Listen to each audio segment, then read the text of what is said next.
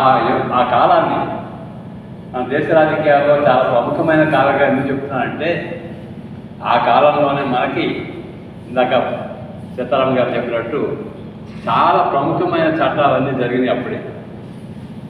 వాటి అమలు ప్రారంభమైంది అప్పుడే.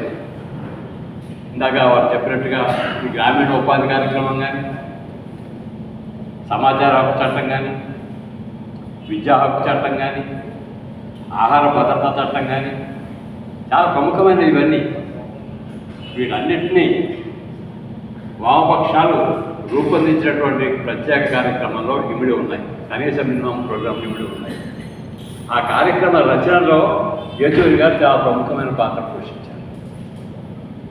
అందుకని దేశానికి చాలా నష్టం వాటిందని నేను ఎందుకంటున్నానంటే ఒక జాతీయ నాయకుడు మరణం దేశానికి చాలా నష్టం జరుగుతుంది.